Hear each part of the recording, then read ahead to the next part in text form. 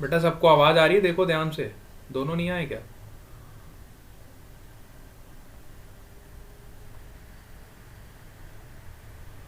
अनिरुद्ध,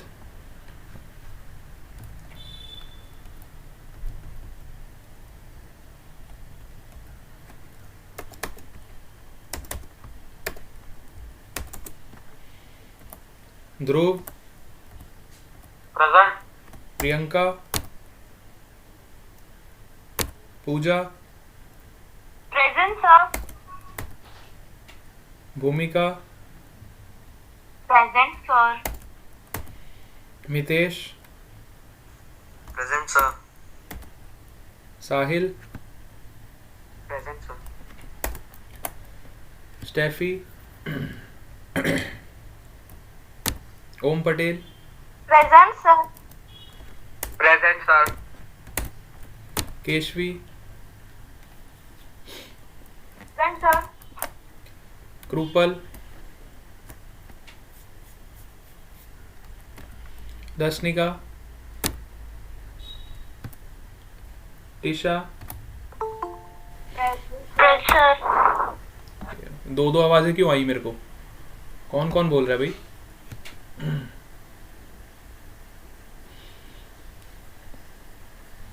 दर्शनिका, टिशा, दोनों प्रेजेंट हो? हाँ sir. Darshit, present. Vansh, present sir. Mayur, present sir. खुशबू,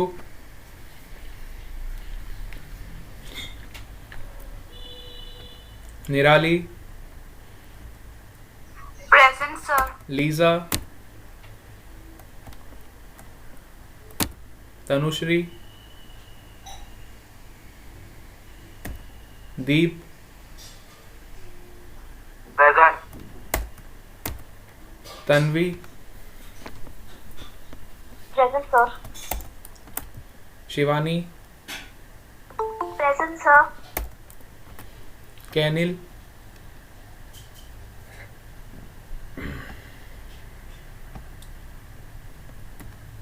संजो, प्रेजेंट सर। अदिति, जील, अब्बन, दिशा।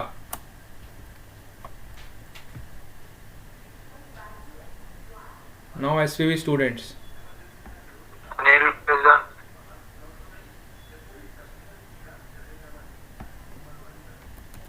Aditya, present sir. Varshil, Khushi Patel, present sir. Varshit present. Present sir. Yash, present sir. Neel Patel, present sir. Bhavna Sharma, present sir. Dhruv, present sir. Vraj, Chandan, present sir. वृत,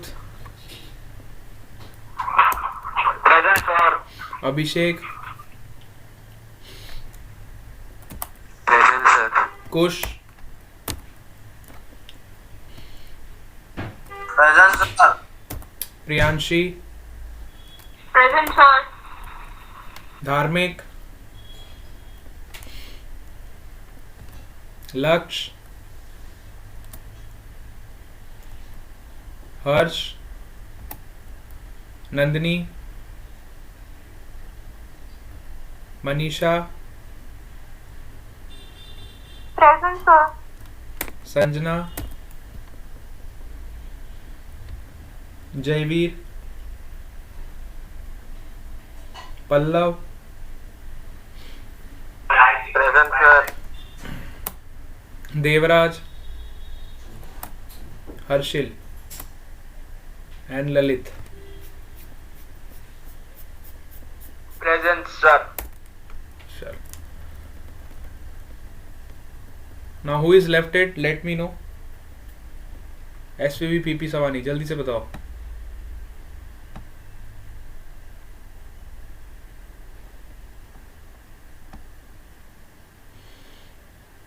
क्रूपल and Abban, ठीक है, Krupal Abban and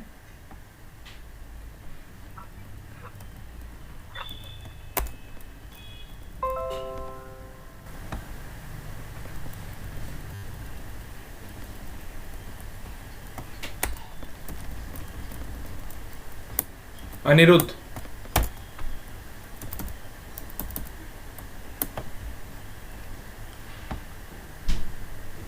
कीर्मी, Angel and Lisa also. Kirmi, Angel and Lisa, ठीक है। चलो भाई, और कोई रह गया तो जल्दी से बताओ।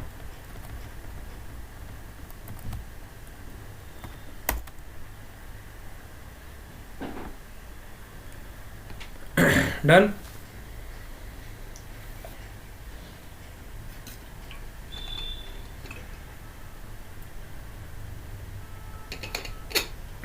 ठीक है,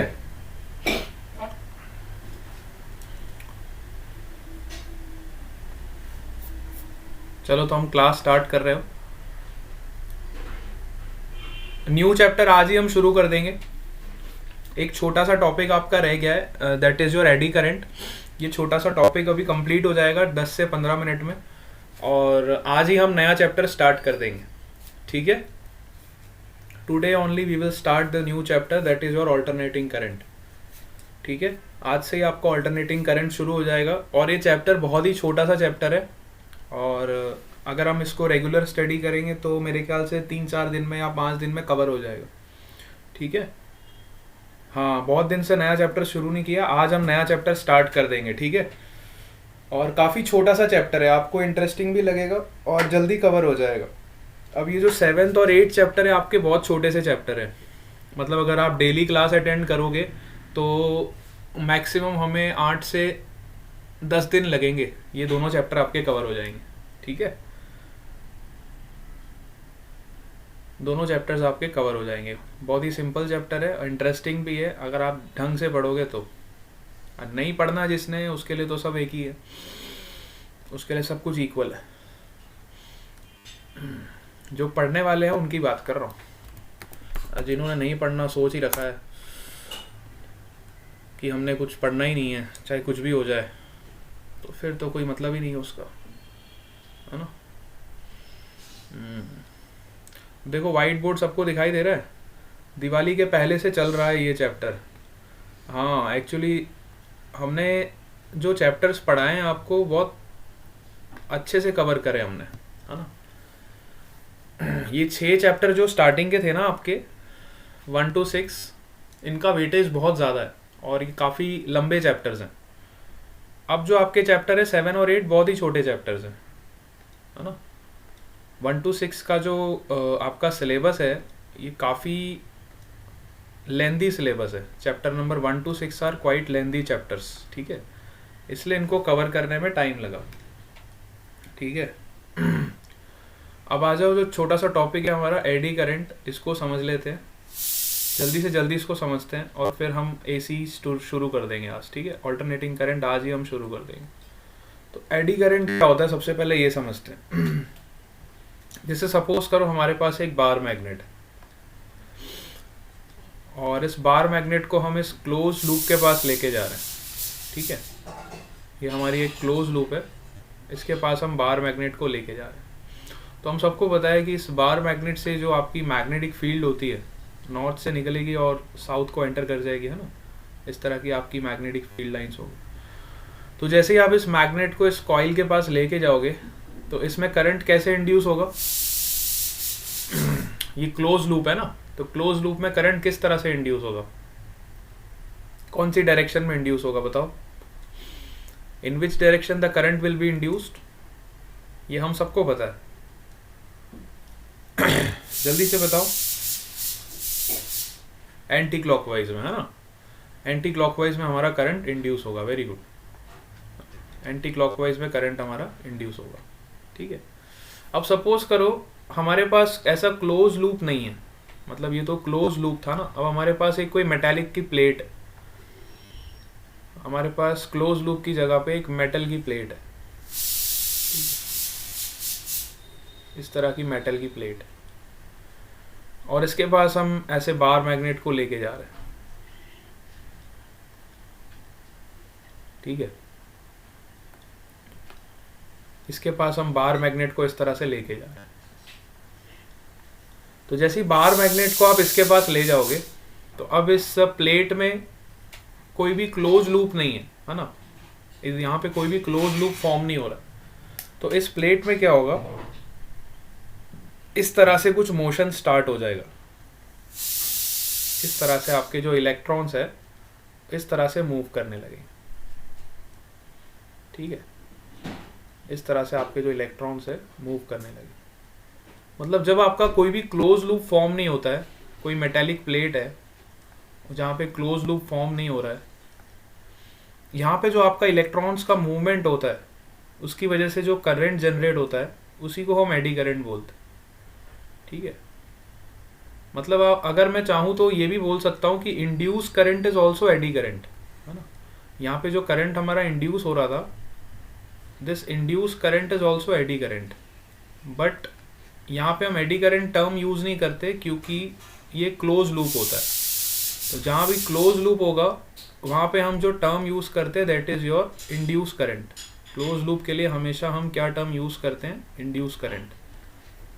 और इसी इंड्यूस करंट को जब आप किसी मेटालिक प्लेट या किसी ओपन लूप में फॉर्म करते हो जहाँ पे कोई भी क्लोज लूप नहीं हो, अब यहाँ पे ये सरफेस एरिया है ना, इसका मेटालिक प्लेट है तो इसका कुछ एरिया होगा, तो इस एरिया पे जो आपका इलेक्ट्रॉन्स का मोशन होगा उसकी वजह से जो करंट पैदा होगी इसी को हम एडी करंट बोलते हैं। ठीक है, इसी को हम क्या बोलते हैं, एडी करंट बोलते हैं। अब एडी करंट के पीछे क्या जो रहस्य है वो मैं आपको बता देता हूँ, अगर आप कंफ्यूज नहीं होगे तो मैं आपके साथ शेयर कर दूंगा। ठीक है, ये तो बेसिक सी बात हो गई एडी करंट की। अब एडी करंट के पीछे का जो कंसेप्ट है वो ये है कि जैसे कि हमारे पास हम किसी मैग्नेट को लेके गए, ठीक है, सपोज करो एक मैग्नेट को हम किसी मेटालिक प्लेट के पास लेके गए, इस तरह की हमारी ये प्लेट। ठीक है, अब मैं आपको इसका फ्रंट व्यू दिखा देता हूँ। अब जैसे ही ये प्लेट आपकी मैग्नेटिक फील्ड के कांटेक्ट में आती है ना, ये प्लेट जैसे ही आपकी मैग्नेटिक फील्ड के कांटेक्ट में आती है तो इसमें होता क्या है, एक इलेक्ट्रिक फील्ड जनरेट होती है, इलेक्ट्रिक फील्ड जनरेट होती है जो कि नॉन कंजर्वेटिव इलेक्ट्रिक फील्ड होती है। ये जो इलेक्ट्रिक फील्ड यहाँ पे जनरेट होगी इस तरह से क्लोज लूप में जनरेट होगी। ठीक है, this is your non conservative electric field which is generated due to magnetic field. ठीक है, non conservative electric field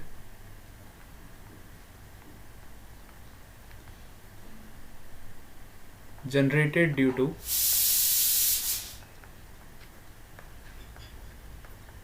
magnetic field।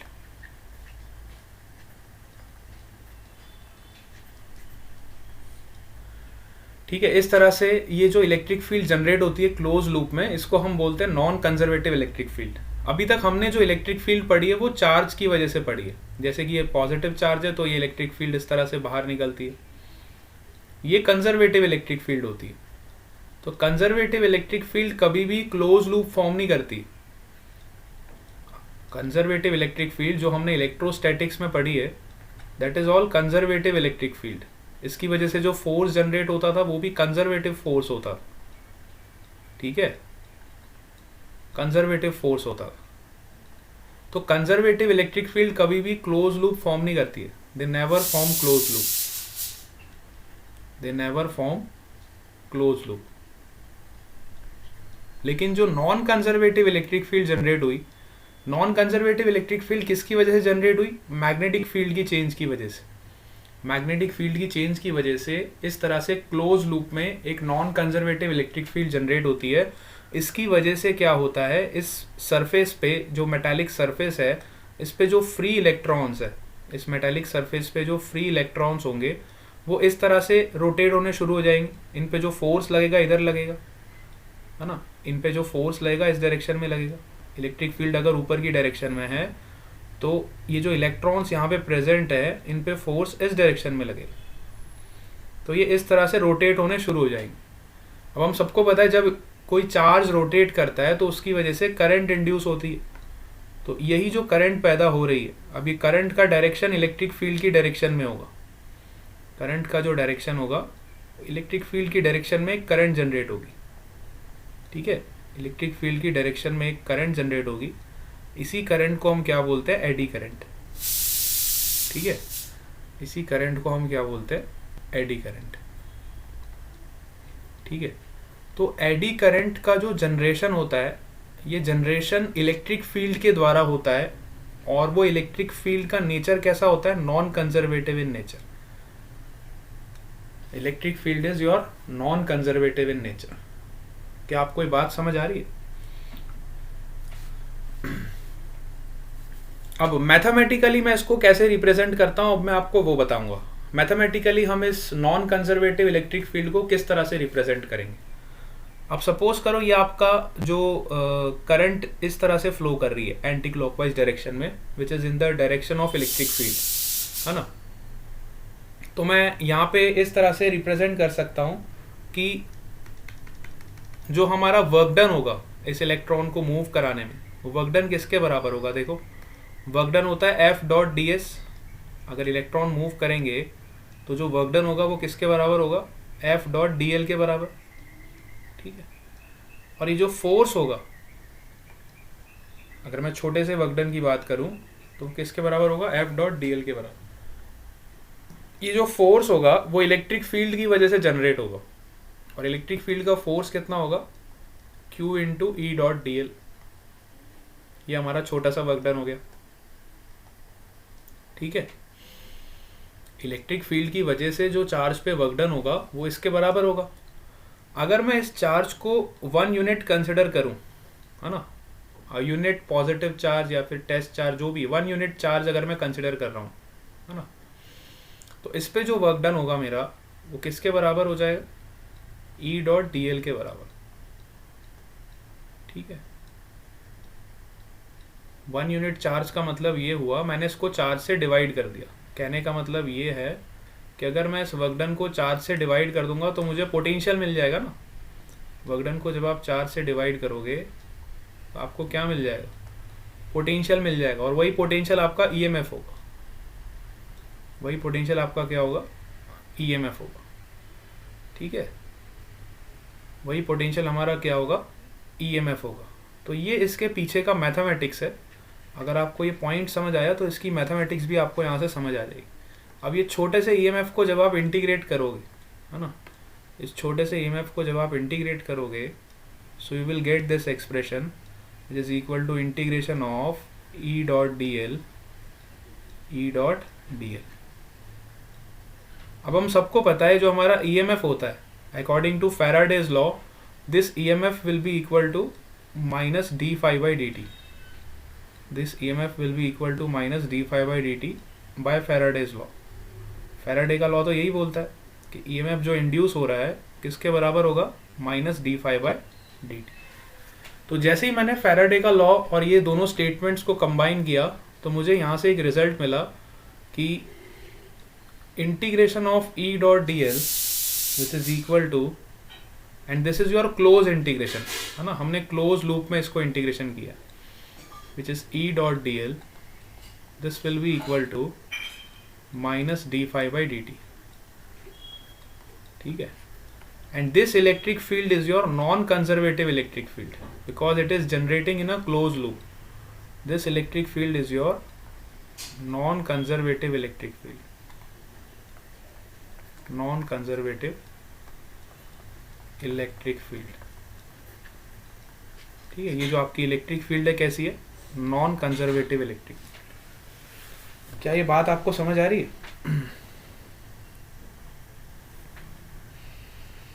Yes और नो?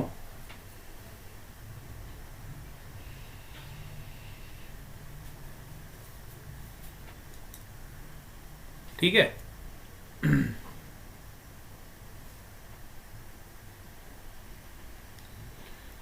यस, ये पॉइंट सबको क्लियर हो गया।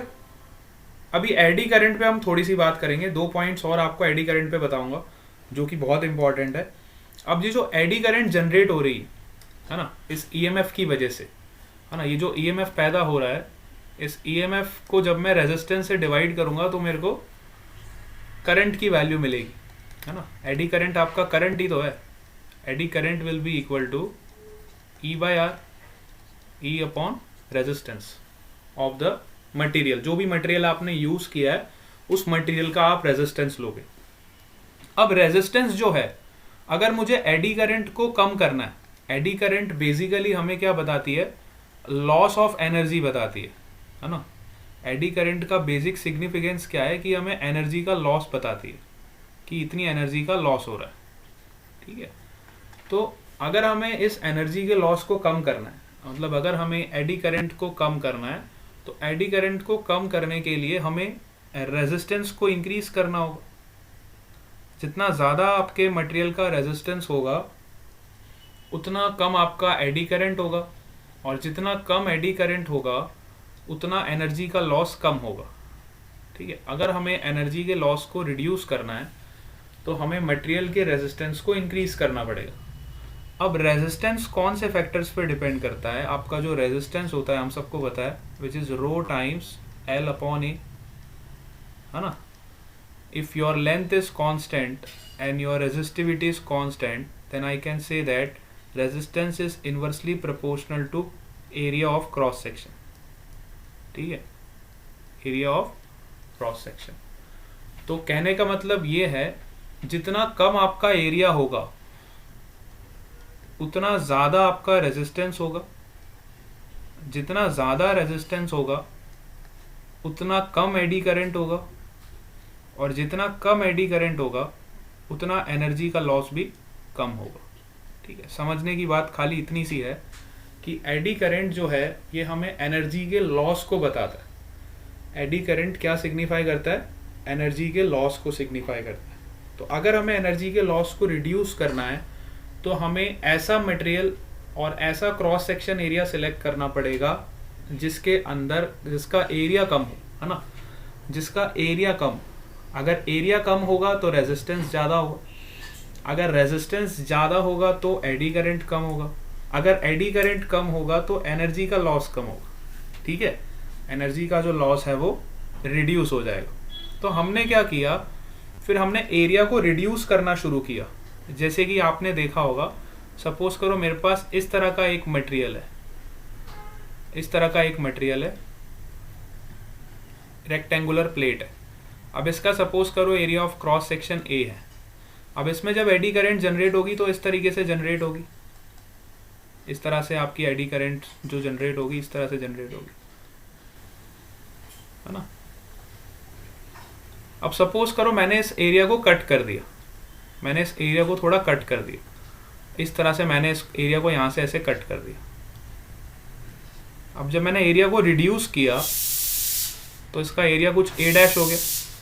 अब जैसे ही आपने एरिया को रिड्यूस किया तो इसमें एडी करंट कुछ इस तरह से जनरेट होगी,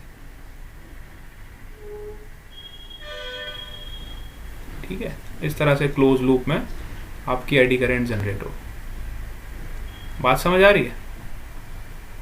तो जितनी कम आपकी एडी करंट होगी उतना कम आपका एनर्जी का लॉस होगा, है ना। जितनी कम एडी करंट होगी उतना कम हमारा एनर्जी का लॉस होगा, है ना। इसलिए जो जनरली एरिया को रिड्यूस करने के लिए इस तरह के नॉचेस बनाए जाते हैं।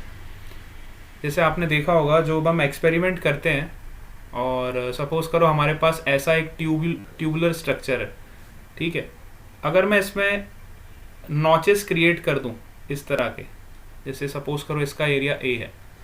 अब मैंने क्या किया, इसका एरिया रिड्यूस करने के लिए मैंने इसमें इस तरह के नॉचेस बनाए। सॉरी, थोड़ा बड़ा बन गया, है ना। इसके एरिया को रिड्यूस करने के लिए मैं आपको इसी में शो कर देता हूँ। जैसे हमारा ओरिजिनल एरिया ये ए था, ठीक है। अब मुझे करना क्या, अल्टीमेटली एरिया को कम करना है ना। तो एरिया को कम करना है तो एनर्जी का लॉस कम होगा, इसलिए हम मटेरियल को इस तरह से डिज़ाइन करते हैं। अब यहाँ पे देखो एरिया आपका रिड्यूस हो गया, मैंने यहाँ से ये इतने एरिया को कम कर दिया, ठीक। इस तरह से मैंने नॉचेस बना दिए इसमें,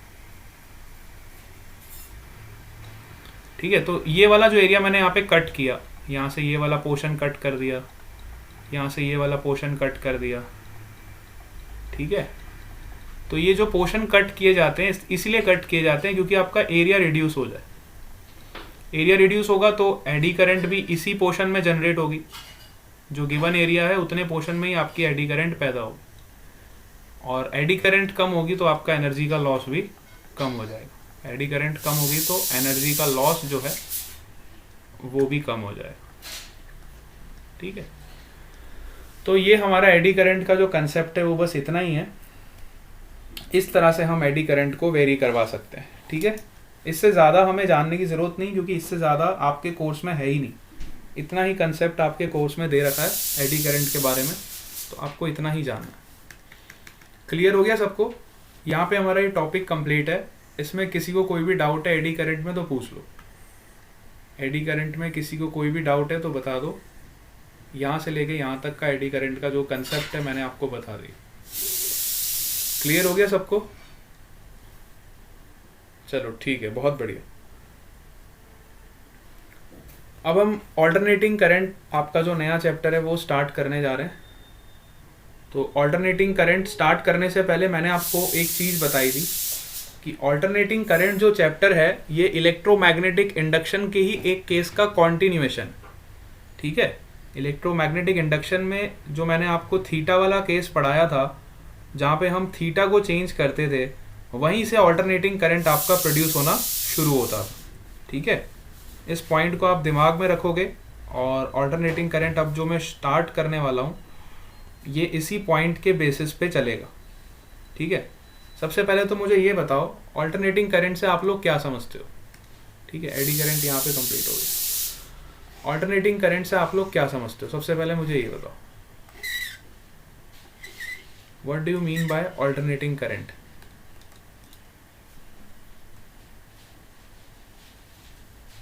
यस, हमारे घर में जो सप्लाई आती है क्या वो ऑल्टरनेटिंग होती है? हमारे होम्स में जो सप्लाई आती है क्या वो ऑल्टरनेटिंग करंट होती है?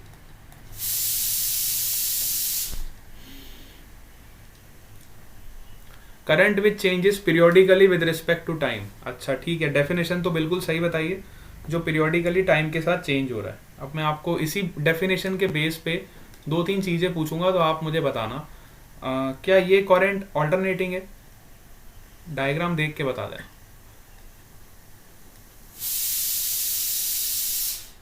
Is this is alternating current?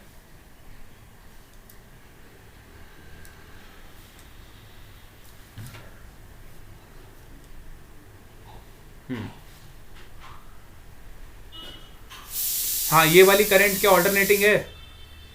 Yes और नो? नो। अच्छा, क्या ये वाली करंट ऑल्टरनेटिंग है?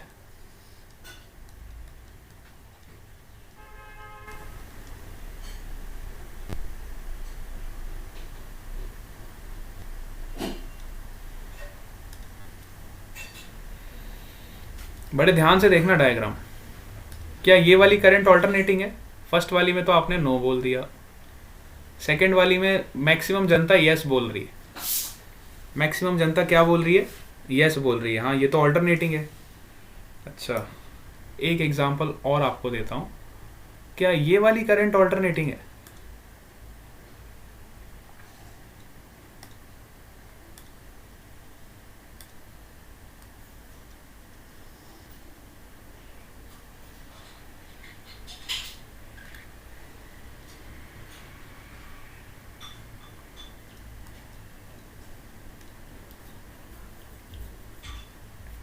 थर्ड वाली जो करंट मैंने बनाई है, क्या ये ऑल्टरनेटिंग है?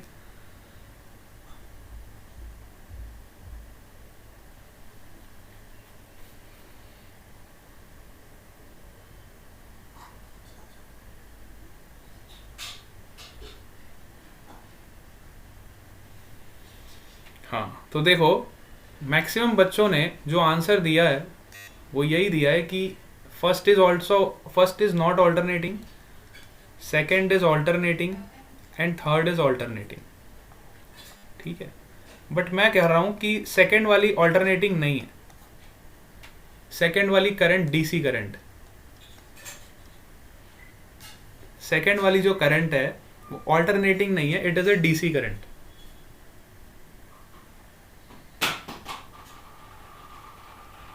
डायरेक्शन चेंज नहीं हो रही, very good, this is the point. आपको डायरेक्शन को देखना है, अगर करंट की डायरेक्शन चेंज हो रही है, यही बहुत सारे बच्चों को समझना चाहिए। जब भी हम ऑल्टरनेटिंग करंट को डिफाइन करते हैं तो ऑल्टरनेटिंग करंट और डायरेक्ट करंट में यही फर्क होता है कि डायरेक्ट करंट में डायरेक्शन चेंज नहीं होती है। इस करंट में आपकी डायरेक्शन चेंज नहीं हो रही है, देखो सिर्फ मैग्नीट्यूड आपका चेंज हो रहा है, there is not change in the direction. मतलब आपकी करंट हर केस में पॉजिटिव ही है, नीचे की तरफ नहीं जा रही। ये भी डीसी करंट है क्योंकि यहाँ भी आपकी डायरेक्शन करंट चेंज नहीं हो रही है। कई बच्चे क्या करते हैं, ये मान लेते हैं कि डीसी करंट का मतलब होता है कांस्टेंट करंट, ऐसा बिल्कुल नहीं है। डीसी करंट हमेशा कांस्टेंट हो ऐसा ज़रूरी नहीं है। This is the misconception about DC current. DC current का मतलब होता है the current in which there is no change in direction, there is no change in direction. जब डायरेक्शन का चेंज नहीं होगा that current is known as DC current, और जब डायरेक्शन का चेंज होगा then that current is known as your alternating current. पहले तो इस बात को समझ जाओ। अब ये वाली करंट बताओ, इसमें डायरेक्शन का चेंज हो रहा है, ध्यान से देखो, डायरेक्शन का चेंज हो रहा है, देखो बिल्कुल हो रहा है, पॉजिटिव से नेगेटिव, नेगेटिव से पॉजिटिव, पॉजिटिव से नेगेटिव, नेगेटिव से पॉजिटिव, ठीक है। तो this is also alternating current. Clear हो गई बात? तो डीसी और एसी में इतना ही फर्क है कि आपका जो डीसी करंट है, अब ये पॉइंट्स आपको नोट करने हैं। अब यहाँ पे आपको डेफिनेशन बता रहा हूँ क्लियरली, ये डेफिनेशन आपकी नोटबुक में होनी चाहिए। DC current is that current in which there is no change in direction and AC current is that current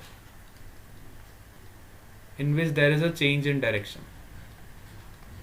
इसके अलावा कोई भी फालतू चीज दिमाग में मत रखना, बस ये 2 पॉइंट्स आपको दिमाग में रखना, ठीक है। DC current may be constant और may not B,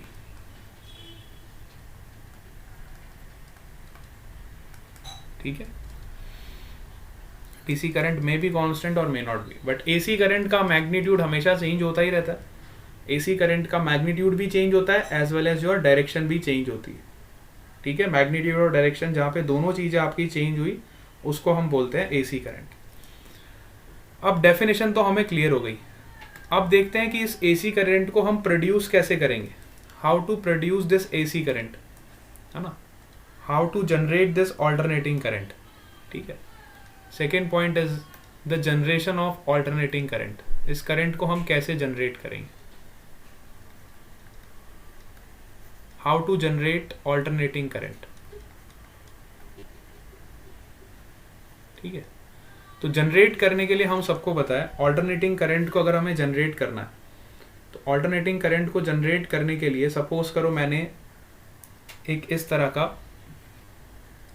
rectangular loop ले लिया, ठीक है, और इसको यूनिफॉर्म मैग्नेटिक फील्ड में रख दिया, ठीक है।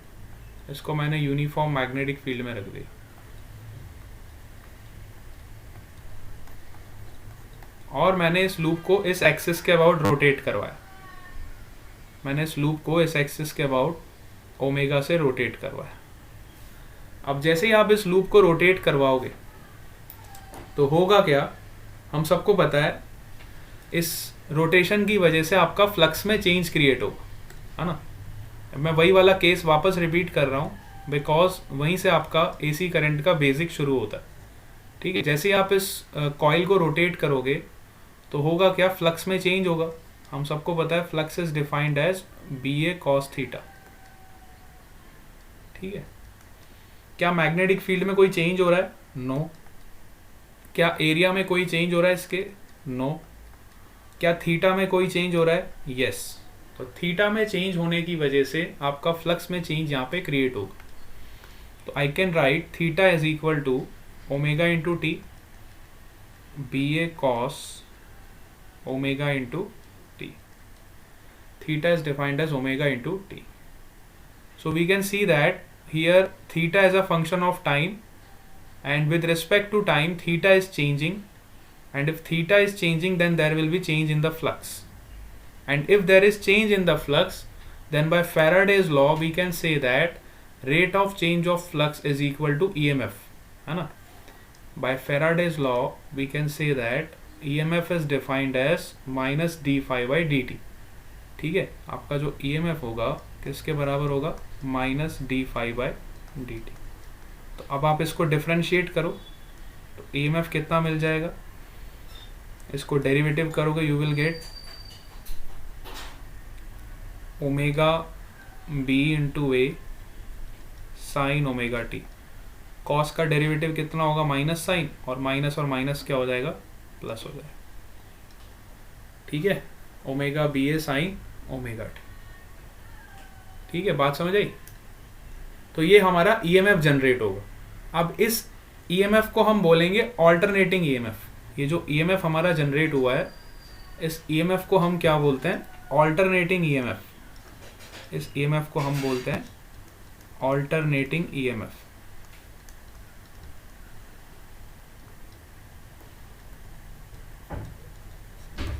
ठीक है, ऑल्टरनेटिंग EMF.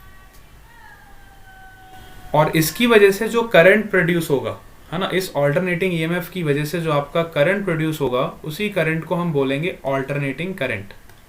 अब इसमें से मुझे करंट की वैल्यू निकालनी है तो मैं क्या करूँगा, इस इक्वेशन को रेजिस्टेंस से डिवाइड कर दूँ कि मुझे पता है I is equal to E upon R. तो इसको डिवाइड करूँगा तो ये क्या हो जाएगा, omega times B into a upon R sine omega t. ठीक है, तो इस वाले फैक्टर को हम बोलते हैं this is your I not which is the peak value of current, है ना. It is your I not which is the peak value of your current. ठीक है, इसी करंट को हम बोलते हैं ऑल्टरनेटिंग करंट. ठीक है, ऑल्टरनेटिंग करंट का मतलब जो टाइम के साथ जिसका मैग्नीट्यूड भी चेंज हो रहा है और जिसकी डायरेक्शन भी चेंज हो रही है. अब इस इक्वेशन को देख के हम बता सकते हैं कि इस इक्वेशन में अगर मैं t की वैल्यू चेंज करूँगा तो मेरी I की वैल्यू में चेंज आएगा, मैग्नीट्यूड में भी चेंज आएगा एज वेल एज डायरेक्शन में भी चेंज आएगा. हम सबको पता है साइन थीटा का ग्राफ इस तरह से होता है, उसमें मैग्नीट्यूड में भी चेंज होता है और डायरेक्शन में भी चेंज होता है, इसीलिए उसका बिहेवियर कैसा होता है, ऑल्टरनेटिंग. ऑल्टरनेटिंग बिहेवियर हम तभी कह सकते हैं जब मैग्नीट्यूड के साथ उसकी डायरेक्शन में भी चेंज हो रहा हो. ठीक है, तो इसका जो बिहेवियर होगा कुछ इस तरह से होगा. ऑल्टरनेटिंग देखो, पॉजिटिव नेगेटिव, फिर again positive, again negative, again positive, again negative. इस तरह से टाइम के साथ करंट का फ्लक्चुएशन हो रहा है. अब इसकी मैक्सिमम वैल्यू जो होगी वो आई नॉट के बराबर होगी. This is your peak value, positive में भी और नेगेटिव में भी. मतलब हमारा जो करंट का मैक्सिमम वैल्यू है इतना जा सकता है. अब मैग्नीट्यूड इसका कॉन्टिन्यूसली देखो चेंज हो रहा है और डायरेक्शन भी चेंज हो रही है. नेगेटिव की तरफ अप्रोच कर रहा है, फिर नेगेटिव से पॉजिटिव की तरफ अप्रोच कर रहा है. इसलिए हम इस तरह की इक्वेशन जहां भी आप देखोगे तो इस तरह की जो इक्वेशन होती है ये ऑल्टरनेटिंग करंट की इक्वेशन होती है. ये इक्वेशन से ही देख के हम बता सकते हैं कि this is a alternating current, this is your AC current. बात समझ आ रही है, this is your AC current. Clear हुआ सबको ये पॉइंट. तो इस तरह से हम ऑल्टरनेटिंग करंट को जनरेट करते हैं. This is the process to generate the alternating current. इस तरह से ऑल्टरनेटिंग करंट जो है आपकी जनरेट की जाती है. ठीक है, अच्छा, अब सिंबल क्या यूज करते हैं ये भी मैं आपको बता देता हूं. ऑल्टरनेटिंग करंट को रिप्रेजेंट करने के लिए जो सिंबल हम यूज करते हैं, है ना, ऑल्टरनेटिंग करंट को रिप्रेजेंट करने के लिए हम ये सिंबल यूज करते हैं. अब हर बार हम ऐसा तो नहीं है कि इस इक्वेशन को बार बार लिखेंगे. अब जहाँ पे मैंने ये सिंबल बना दिया वहाँ पे हमें समझ जाना है कि वो करंट का नेचर कैसा है, ऑल्टरनेटिंग करंट, है ना. ऑल्टरनेटिंग करंट को रिप्रेजेंट करने के लिए वी यूज़ दिस सिंबल, इस तरह का सिंबल हम यूज़ करते हैं। सर्किट में जहाँ भी आपको इस तरह का सिंबल दिखेगा तो आप समझ जाओगे कि ये करंट कैसी है, alternating current.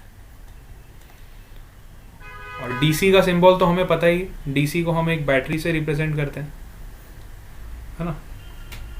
DC is represented by a battery और AC is represented by this symbol. बात समझ आई? जहाँ पे ऐसा सिंबल होगा वहाँ पे डायरेक्ट करंट होगा, जहाँ पे ऐसा सिंबल होगा वहाँ पे ऑल्टरनेटिंग करंट होगा। तो सिंबल से भी आप आइडेंटिफाई कर सकते हो कहाँ पे आपका डायरेक्ट करंट है और कहाँ पे अपना ऑल्टरनेटिंग करंट है। ठीक है, अब पूरे चैप्टर में देखो हमने बात करनी है करंट के बारे में। तो करंट हमें पता होनी चाहिए, करंट की डेफिनेशन क्या होती है। करंट की बेसिक डेफिनेशन हम सबको पता है, current is defined as rate of flow of charge. पूरे चैप्टर में देखो हमने करंट से रिलेटेड ही बातें करनी, क्योंकि हम ऑल्टरनेटिंग करंट पढ़ेंगे तो करंट पे ही सारी चर्चा हमारी होने वाली। तो करंट क्या होता है, सबसे पहले ये समझ लो, current is defined as rate of change of charge which is dq upon dt। But इस करंट को हम क्या बोलते हैं, this current is known as your instantaneous current, है ना। This is your instantaneous current.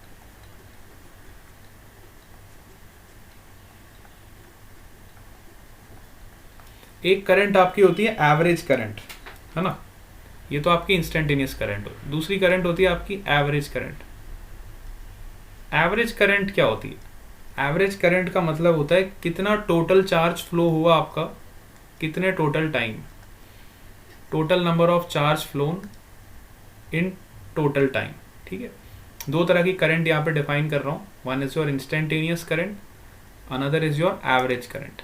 तो एवरेज करंट किस तरह से हम बोलते हैं, total charge flown in a conductor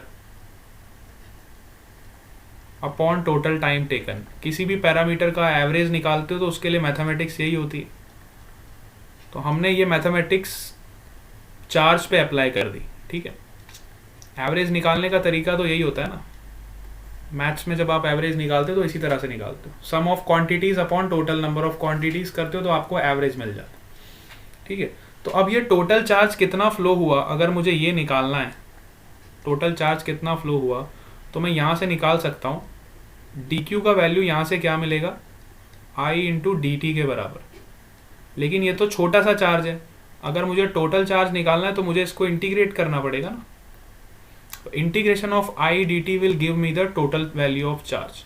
तो I can write here integration of i dt, this is your total value of charge upon total time. अब total time क्या होगा, छोटा सा टाइम अगर आपका dt है तो टोटल टाइम कितना हो जाएगा, टोटल टाइम हो जाएगा इंटीग्रेशन ऑफ dt। सो इस तरह से हम एवरेज करंट को डिफाइन करेंगे। Average current is defined as integration of i dt upon integration of dt। This is the definition of your average current. यहाँ तक सबको समझ आ गया? इस तरह से हम एवरेज करंट को डिफाइन करते हैं, which is defined as the total charge flown in a conductor with respect to total time taken. ठीक है, कितना टोटल चार्ज आपका फ्लो हुआ है और उस पीरियड ऑफ टाइम में हम एवरेज वैल्यू कैलकुलेट यहाँ से करेंगे। तो ये दो चीज़ें आपको क्लियर होनी चाहिए, पहली चीज़ इंस्टेंटेनियस करंट और दूसरी चीज़ एवरेज करंट। पूरे चैप्टर में आपको इन दो पैरामीटर से डील करना पड़ेगा। ठीक है, चलो यहाँ तक क्लियर है? तो आज हम अभी क्लास को यहीं पे एंड कर रहे हैं, फिर हम इसको कंटिन्यू करेंगे नेक्स्ट क्लास। ठीक है, यहाँ तक आप इसको नोट्स बना के अच्छे से रख लेना। क्लियर हो गया सबको?